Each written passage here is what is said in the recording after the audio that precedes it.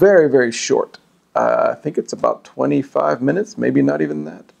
It's called Through the Eyes of Love. Of course, it has one of his less inspiring covers, but some of the stuff on it is absolutely great. And for some reason, I like the back cover a lot better than the front cover. This song, If You Wouldn't Be My Lady, I just love it. I don't know why. It's not really my type of music usually, but I just love the way he handles the melody. It's excellent. The best song on here might be that one, or probably Rainy Night in Georgia, which is a long song, which he just, it sounds like a rainy night in Georgia. It feels like one. It's just, he's playing slow, he's relaxed. He talks about how he's drinking something. Towards the end of the song, he starts pretending that he's like, I'm just going to finish this bottle here. Does this kind of comic voice, but the whole thing sounds like it's raining outside, and he's inside, and the night is cool, and he's enjoying himself. I can make it through the days, but oh, those lonely nights. Someone to watch over me. Very, very delicate. So this is short, but it's great. One of his masterpieces from 1971, Volcanic Action of My Soul. This is another one which is just very well put together. Just the right combinations of fast and slow and heavy and light. A lot of interesting cover songs. He does The Long and Winding Road and Something by the Beatles.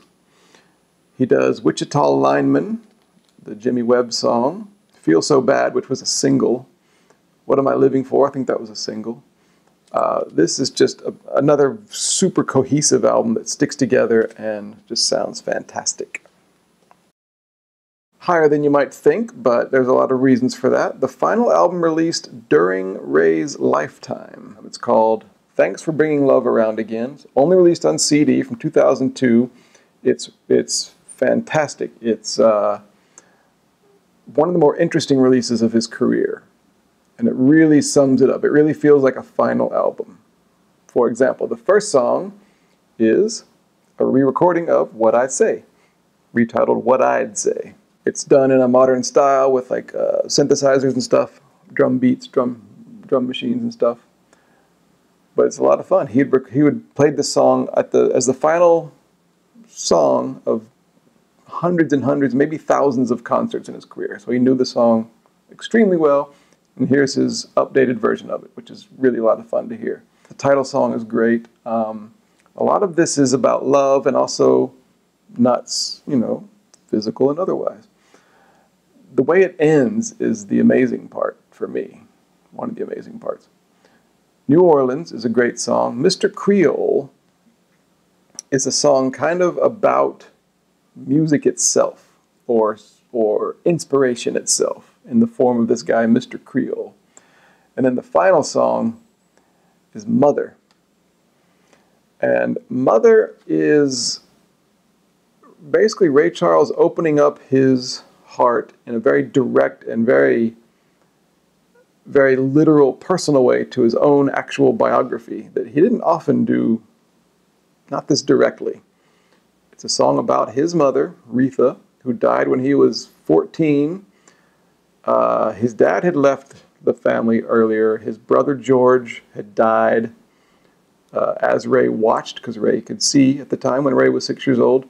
He had watched his brother drown in a tub in the backyard. And then, while Ray was away at a school for the blind, his mother died, and Ray basically went insane. He just went insane for about 2 years until he started playing piano, and it saved him. Mother is about his mother, and his whole career really was basically, if you want to get poetic about it, an attempt to reconnect with his mother, who he had lost when he was 14 or something. And it's just a remarkable album from a guy who is 72 years old and still putting everything into it. Almost nobody bought this album. Nobody realized it was out. You can get the CD for probably a penny. Very, very cheap. It's highly, highly worth it. I think it's fantastic, and it's a great capstone. Is that the right word? Capstone to his career. Perhaps an unpromising album cover. the stuff inside this album is wonderful. Love Country Style from 1970, I think. It looks like a, I don't know what it looks like. Some kind of religious 8-track tape from the rural Iowa or something like that. I don't know what this is, but it is a Ray Charles album. Here's the back. It does Ring of Fire by Johnny Cash, and a great version of that. Don't Change on Me is one of my favorites on here. Till I Can't Take It Anymore is great. Sweet Memories is really, really romantic, like dense, kind of soaring, slow ballad, but great, very great work on the vocals. Show Me the Sunshine is really cool. So this is one of the top albums, I think. Number 16 is one of my favorite covers again. Ingredients in a Recipe for Soul from 1963 or so. This is just Ray at the top of his game. Mostly about half R&B and half kind of soaring stuff. The Jack Halloran singers, the very shrill kind of, ooh, they're on here. Sid Feller did the arrangements. Some of his best stuff on here, like Busted, the song that Johnny Cash had done the same year. That Lucky Old Son, which is one of the best performances of his whole career. Old Man River is good. You'll Never Walk Alone. So this is a very, very classic album, fantastic album, and I think it's been released on CD, if you're into that sort of thing. Next is another live album, Ray Charles at Newport. This is the Newport Folk Festival. No, what is it, folk or jazz? I don't remember. Anyway, the Newport Festival over in Rhode Island. His set was recorded and put out as this album. Again, this has one of my very, very favorite covers. There's Ray holding his saxophone going, ha ha. And I guess this is Fathead back here playing, David Newman.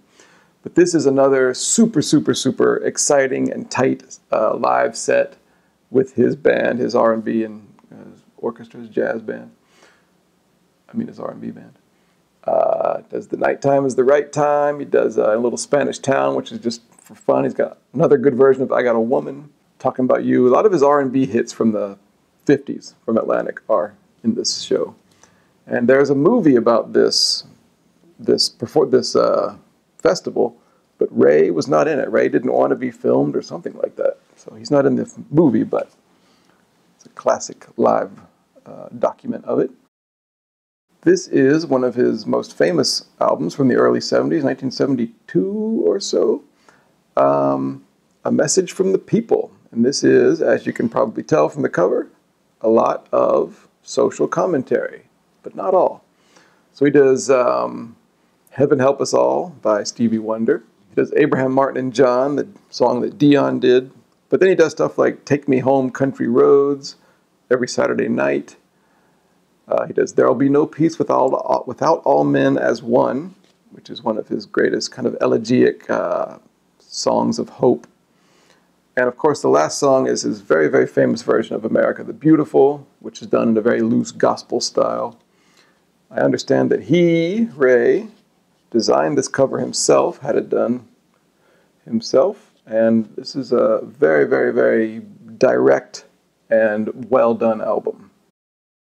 The album that broke Ray Charles open to the entire international superstar world.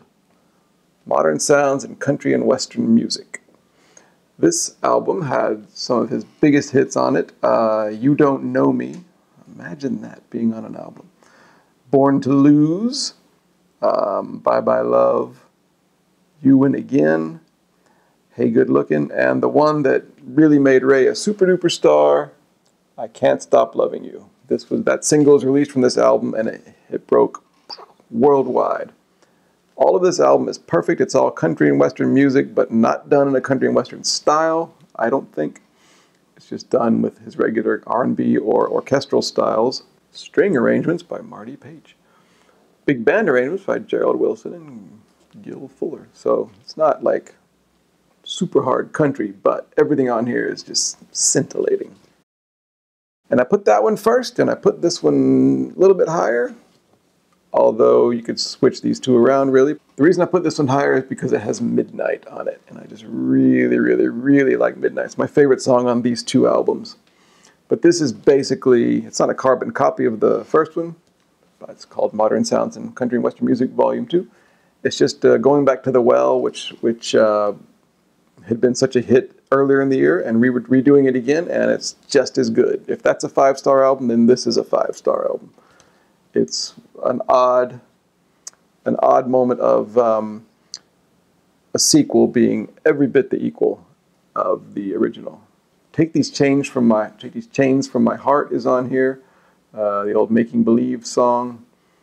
You Are My Sunshine. No Letter Today.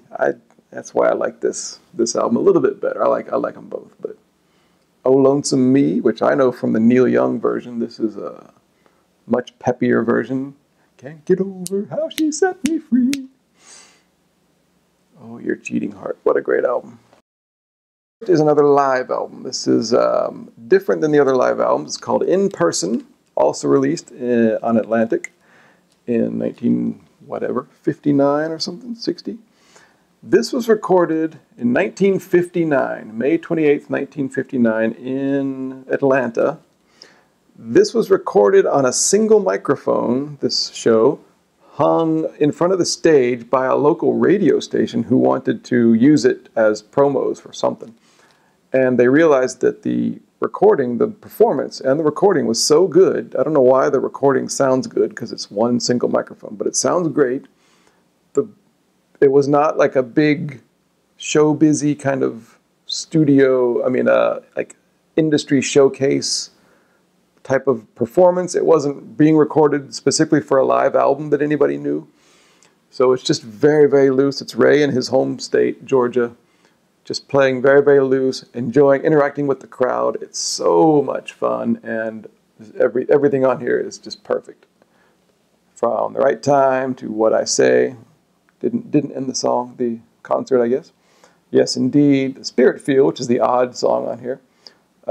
Frenzy, that's the other odd song. Drown in My Own Tears is a really slow version.